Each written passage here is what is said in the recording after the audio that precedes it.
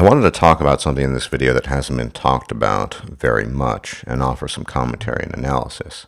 Before I proceed, I need to first introduce this term, the red pill-versed female, and I will be describing at length what that means and what it means to MGTOW. However, the red pill-versed female seems pretty ambiguous. Specifically in this context, when I mean red pill-versed, I mean MGTOW-versed. Women, females that are familiar with MGTOW. They're some sort of groupie, or they watch videos, or they just have heard the term, familiar with it, and have become acquainted with certain principles and ideas and what have you. This is, of course, to be distinguished from something such as a female anti-feminist. Now, most of you already know what anti-feminism is about, and you also know what the female anti-feminist is about. In the best of cases, female-led anti-feminism is a superficial thing. It's something that certain women engage in to oppose a ideology that is superficially understood and is not really gotten, that is grasped at its core. Remember, most people still think that feminism is merely a manifestation of some sort of Marxist ideology or a political movement or whatever. We in the MGTOW community over the years have better defined feminism as essentially the outward expression of certain aspects of female nature, specifically female self-entitlement and female selfishness.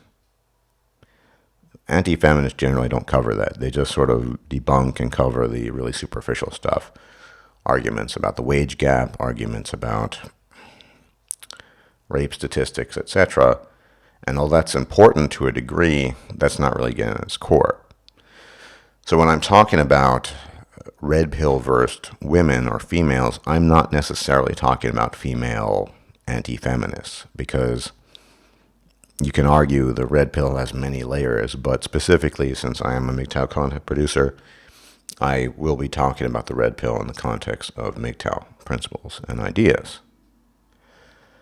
Now that we've established that I'm not talking about anti-feminism or female anti-feminist or what have you, talking about things that go significantly deeper than that, let's talk about our favorite example.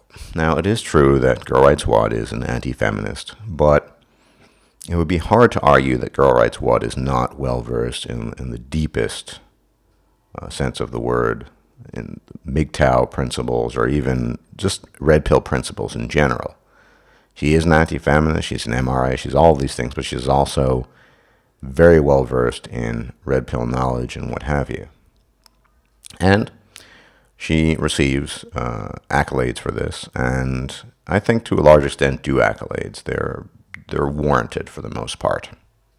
She's certainly familiar with the issues that men face, but more specifically and more importantly, she's familiar with the inner dynamics of the male and female relationship.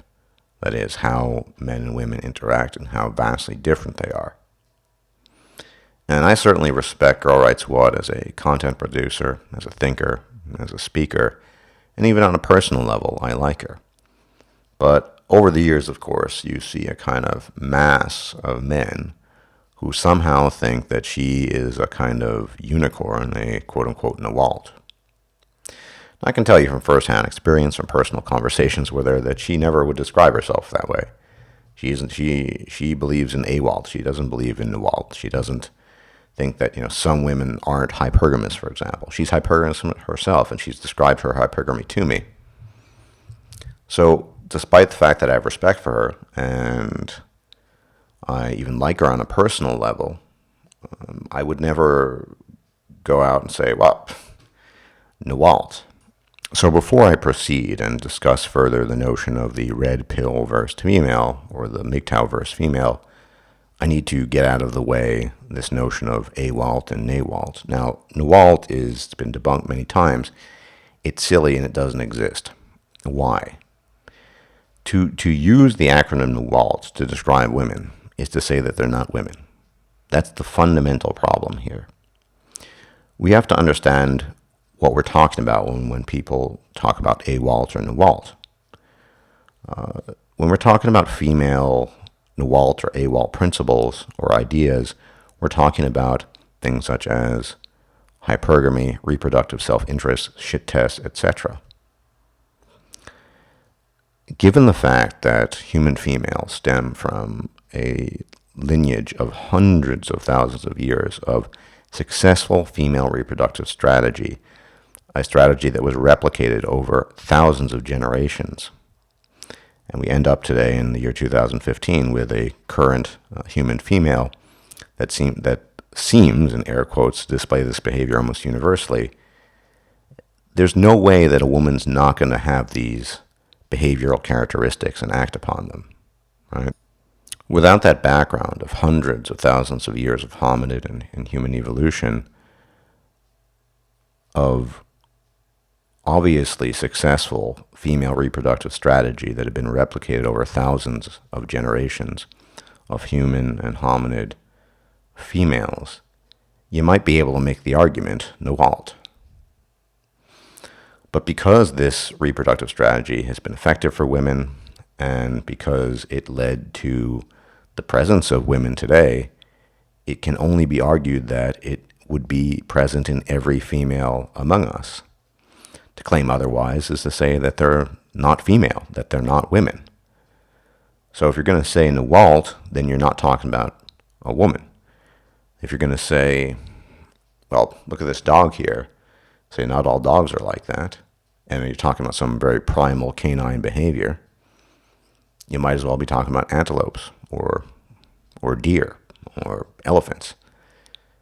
Specifically because of the biologically informed behavioral action that women act upon when they are engaged in reproductive strategy and interaction with males. They are all hypergamous. They all act in reproductive self-interest. And it's not a question of whether or not they are or have this. It's a question of degree and gradient. Once again, I need to reiterate this. It's because it's so important.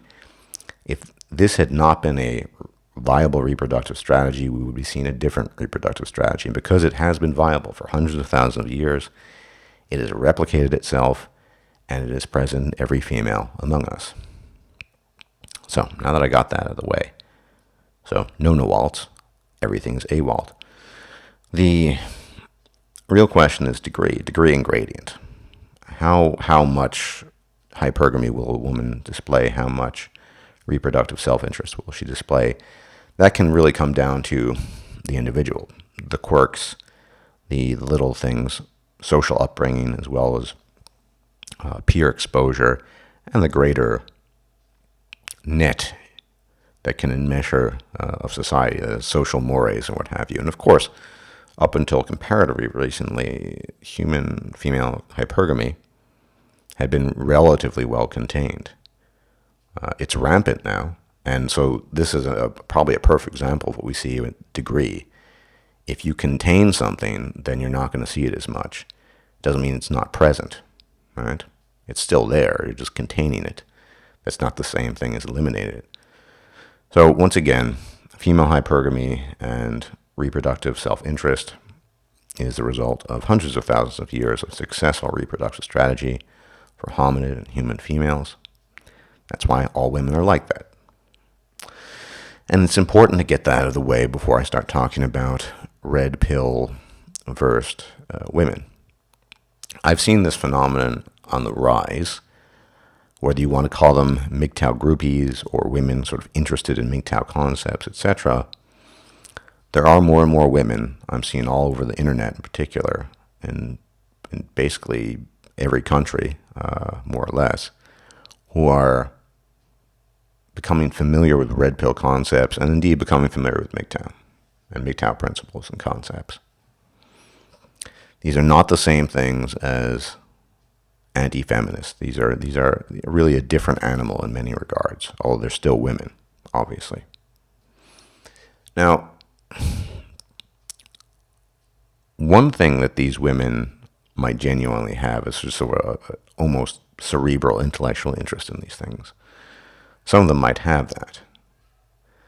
However, the danger here I see long term as MGTOW grows, and it's sort of on autopilot right now in terms of exposure and growth.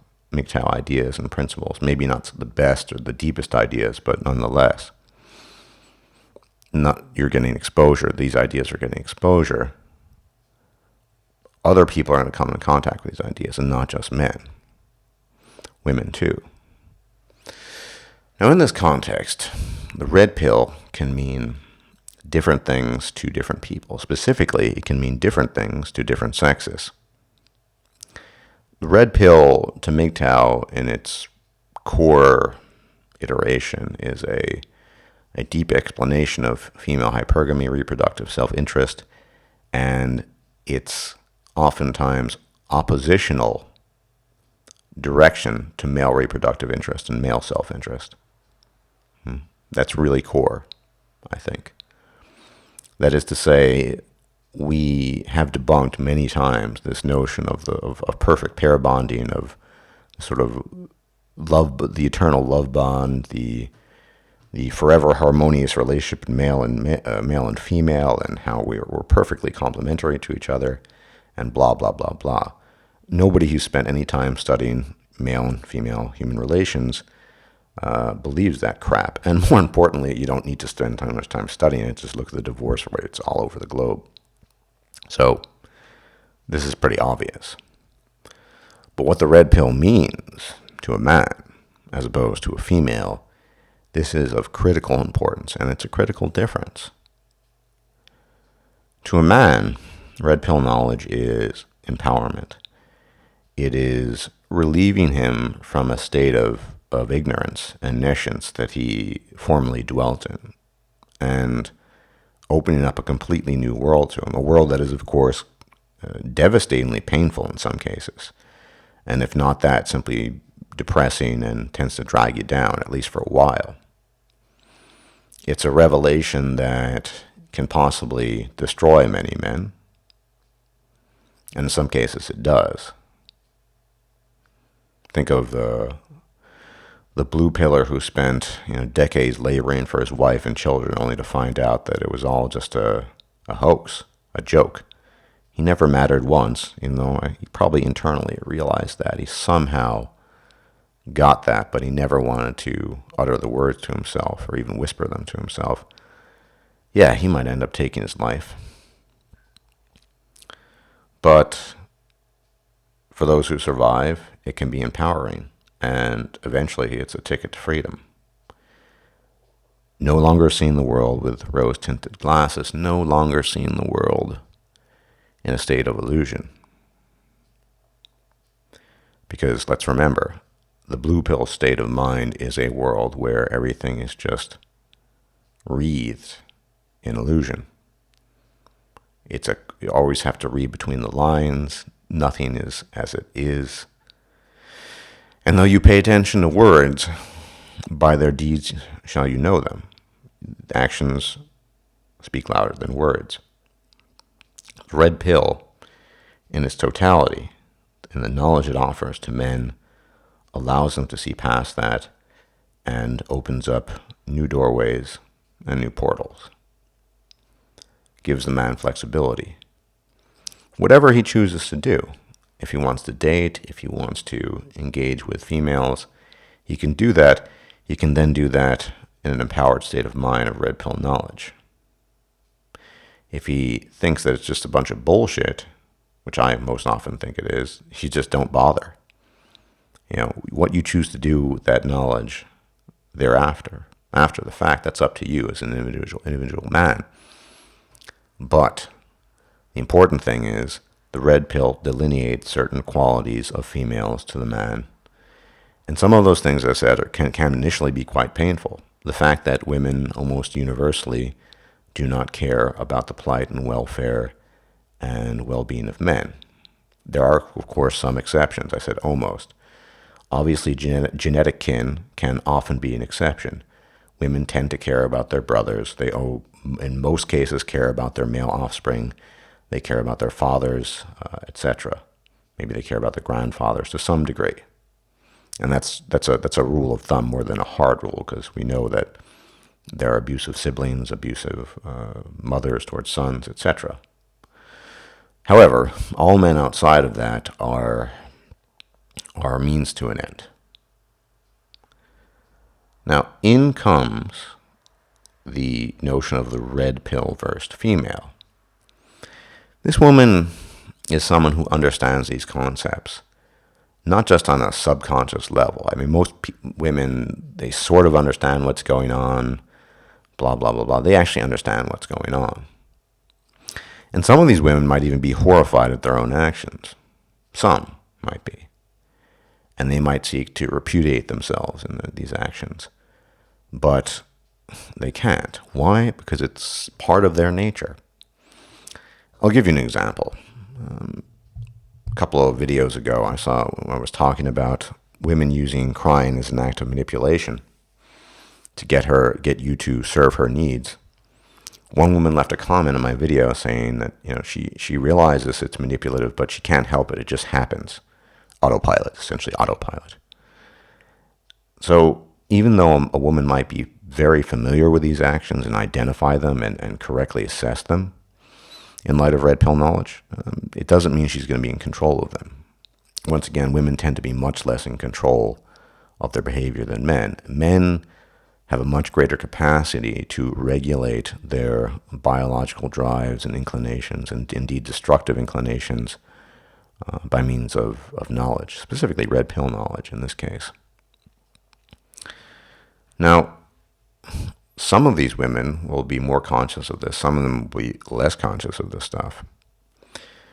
But I think one possible negative outcome, and a very important one, as red pill knowledge in general is shared and spreads across the globe, is not necessarily specific to MGTOW, but women will become familiar with their own behavior, and whether they want to self-identify as being red pill versed or not, they're going to start trying to pull a new kind of NALT.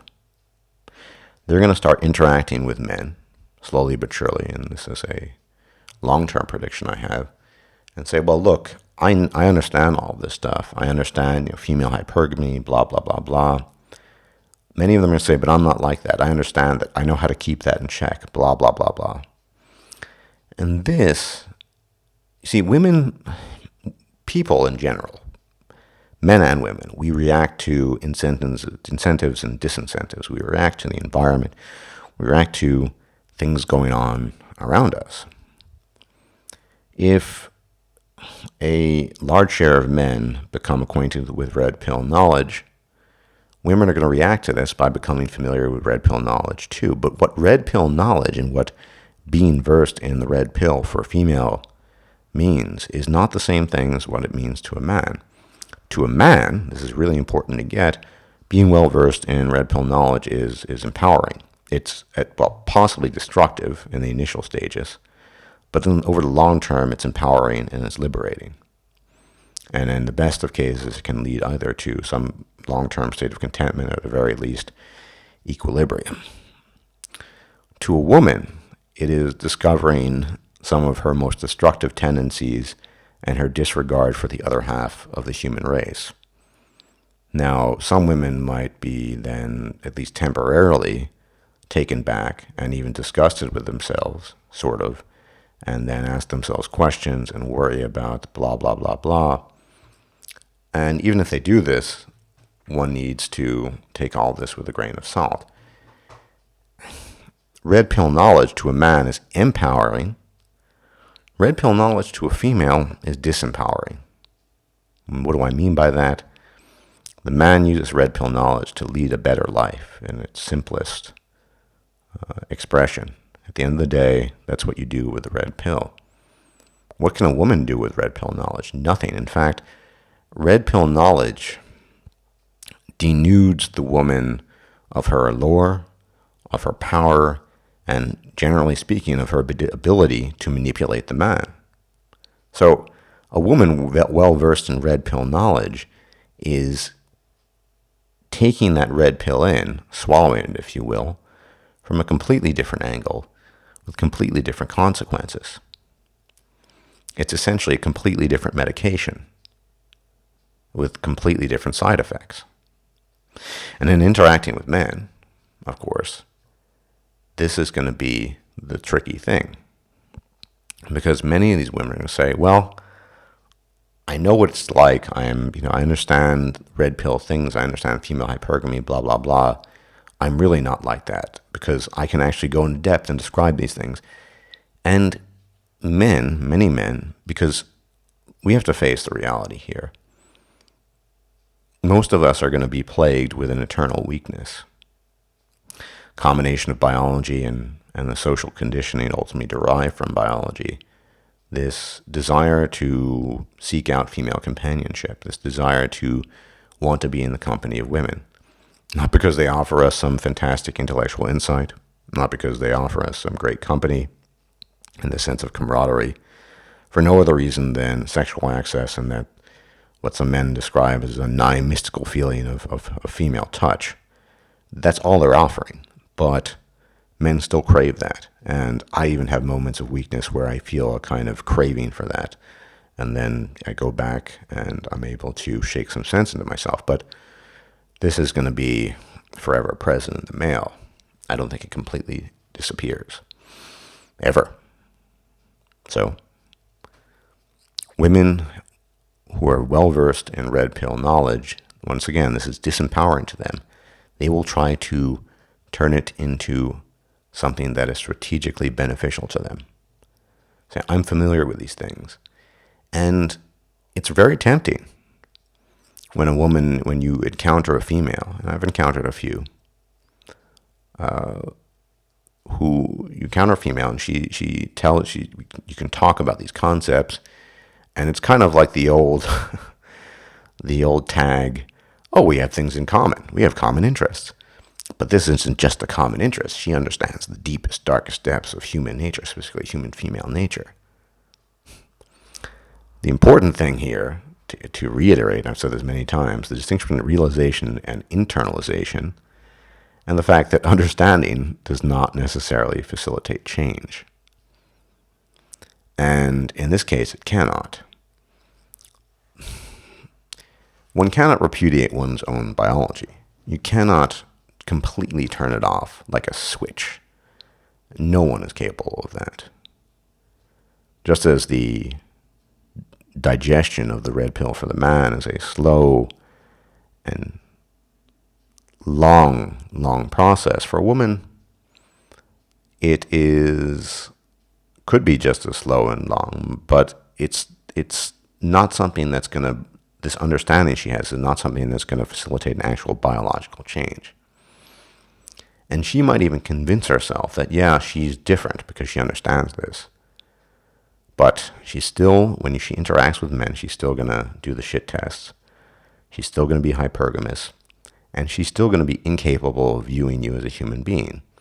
See, a red pill-verse woman is going to approach you and say, you know, I get all this, I understand it, I understand the biology, but I'm different.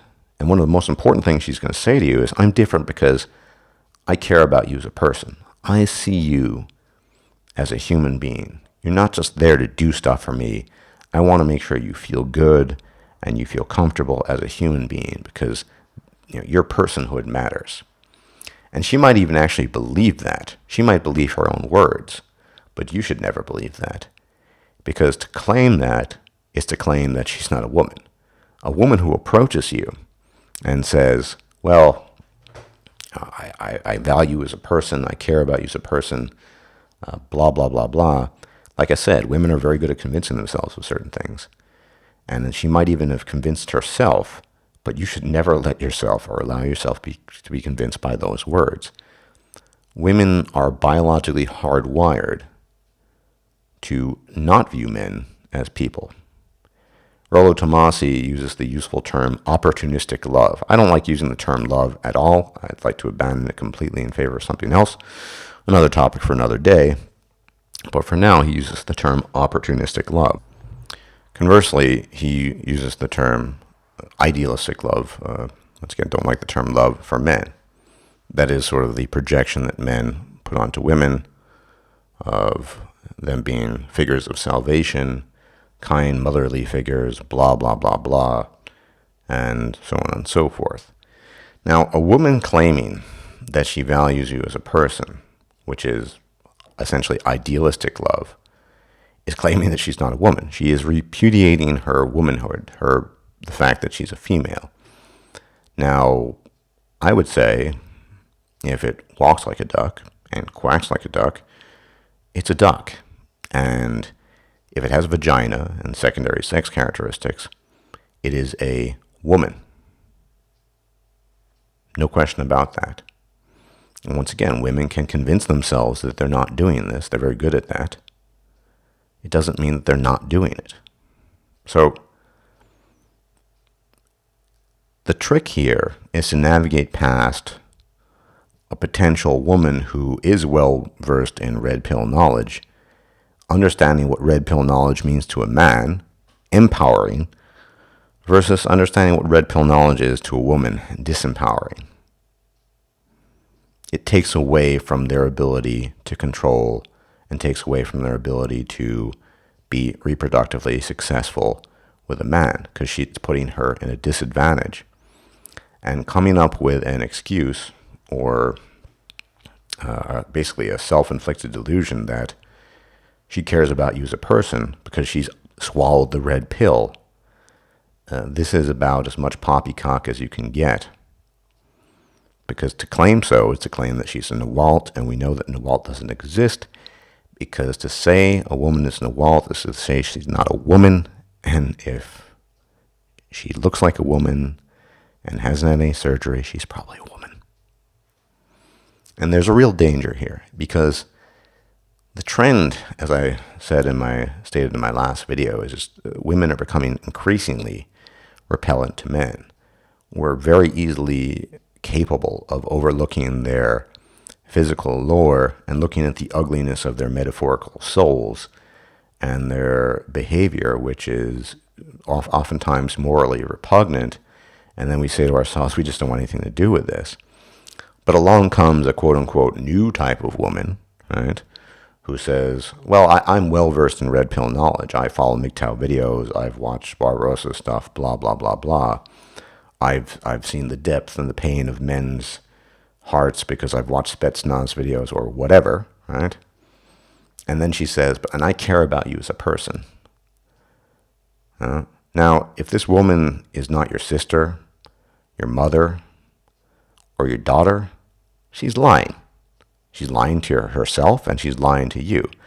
Now, I don't know which is worse, the woman who successfully convinces herself that she can love men as people in a non-opportunistic fashion, or the woman who pretends to, because that's going to be the other boat, the other half of the boat, right? You know, in comes this influx of refugees, of red pill empowered, and I would use the term disempowered, obviously, but they would call themselves empowered women. Red pill disempowered women, and they're going to offer you different narratives, slightly different narratives. Some of them actually have convinced themselves that they feel genuine compassion and interest in your personhood, and they have somehow managed to conquer their opportunistic tendencies as they regard men, and some of them will just pretend they know what's going on, and it's more a feeling, or rather than whispering to themselves, shit, they're on to us. Here's what I'm going to do to circumvent that, to get around that. Here's what I'm going to do to be able to convince them, to get them into a position that's advantageous to me. And men need to be very, very wary of this and keep themselves on their toes. And it all goes back to fundamental understanding of the human condition, of the male condition, and more importantly, of the female condition. Women, if they are in fact women, are not going to be ever capable of engaging in quote-unquote idealistic love, right? The reverence of personhood. Remember what I said eons ago. Women don't love you for who you are. They love what you can do for them. And this has been said by many other people, but I said this as well. Who you are does not matter. Women can convince themselves that's the reason why they might feel attraction or quote-unquote caring for you. And some of their ways they can do this. I mean, if you're providing a valuable service to a woman in the form of of goods, monetary remuneration, gifts. Hell, maybe you cook really well. Maybe you lick a mean cunt. Who knows? Any of the above. And you have an accident, you're put in the hospital for a few weeks. She will reevaluate the situation, and she might come to the conclusion that, yeah, I should try to take care of him for a while because the goods and services that he's providing to me are so important that I'd rather not go without them. And if I take good care of him now, it's going to show him that I quote-unquote care about him, and he'll be quote-unquote all the more motivated to give me the stuff that I've become accustomed to. Or alternatively, and this has happened before, remember that story eons ago about the football player, the guy who came down with cancer and his girlfriend just left him? I mean, these are the two options. The woman will reevaluate the situation, say, is it worth spending the time and energy on this man so I can continue getting the stuff he's giving me, or is it not worth it? And if it's not worth it, she'll just leave.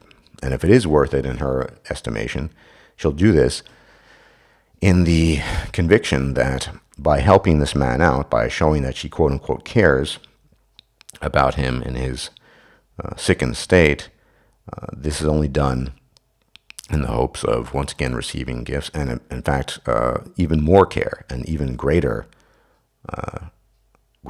remuneration than she had received in the past, because of course the man is going to see this as a sign that she quote-unquote cares about him. So it can get tricky. But for a MGTOW-minded man, the real danger is falling into that, what I would call the common interest trap. Oh, we have common interests.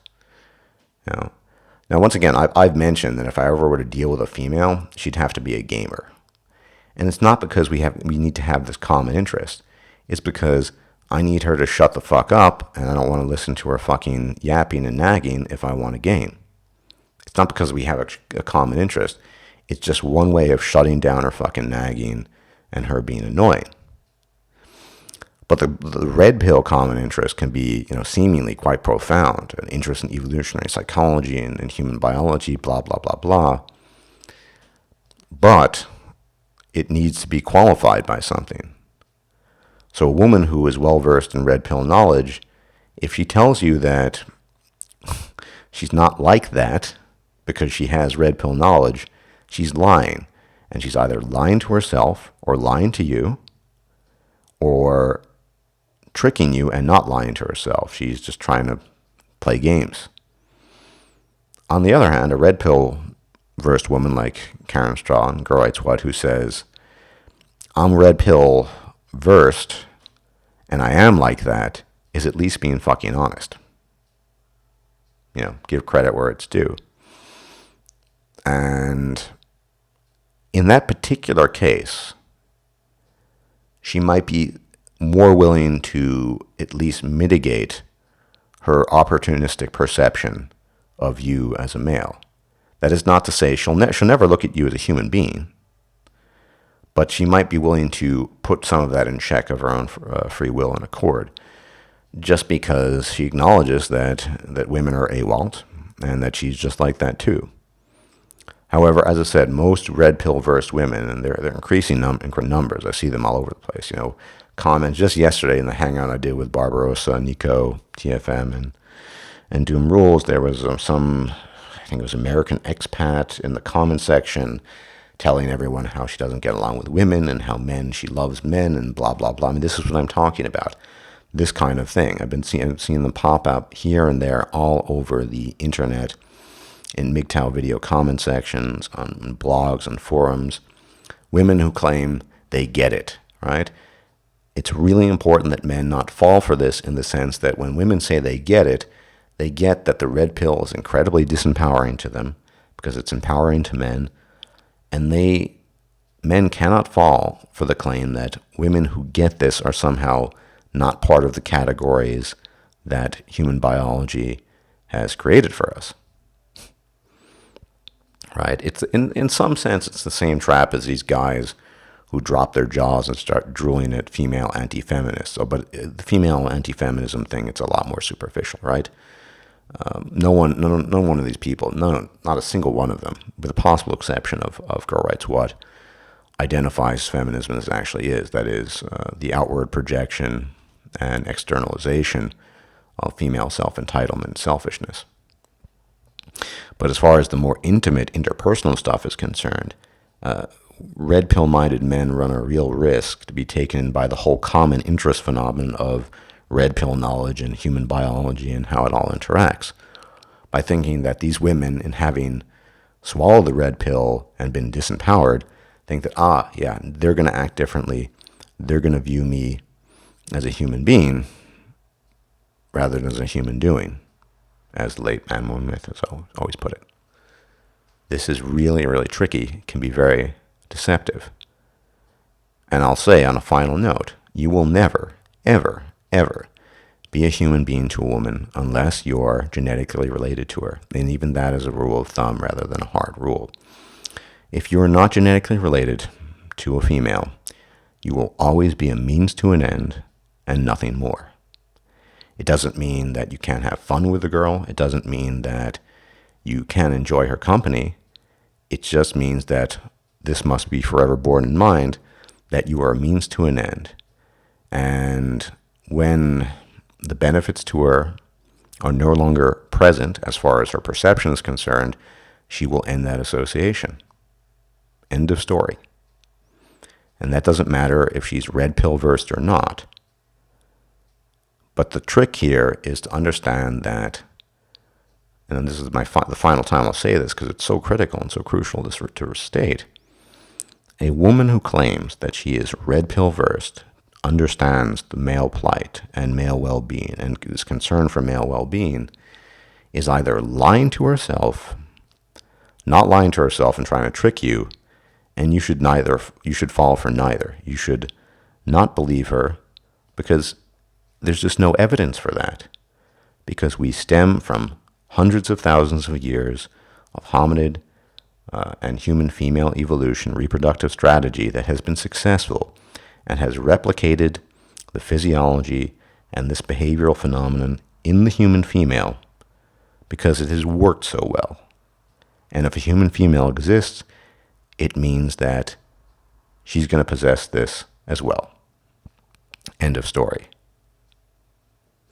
So I hope I've explained everything in detail, because I do think we're going to be seeing recurrence after recurrence of this phenomenon, of these, whatever you want to call them, MGTOW groupies, MGTOW-minded women, red pill-versed women.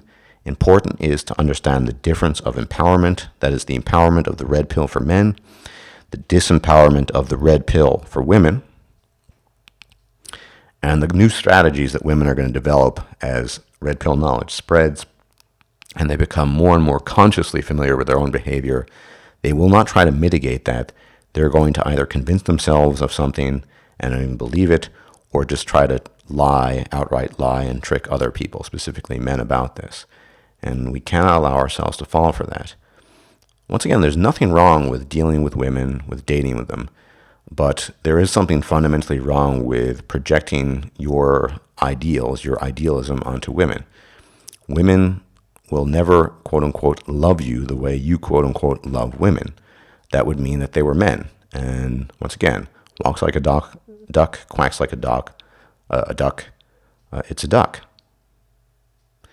Women will never look at you as a human being unless they're genetically related. And in that case, it's a different category altogether. So that's all I have to say on this topic. But I think this is a really important topic to cover because we will be seeing more and more of this in the future. Not female anti-feminists, but quote-unquote red pill-versed females. And this is something that can potentially have devastating consequences towards the red pill-minded man, the MGTOW-minded man, just because he is in some sense looking like every other guy, looking for the quote-unquote one, right? We have this weakness that we're always this craving, and the red pill seems like this common point of knowledge that we can sort of bond with. But it's not going to change anything, not fundamentally. All right, before I ramble on, I think I've said my piece. Bear this in mind as you move forward in your lives And bear this in mind as you observe this phenomenon on the internet and in your immediate environment and elsewhere. As always, thanks for watching, and enjoy the rest of your weekend. Bye-bye.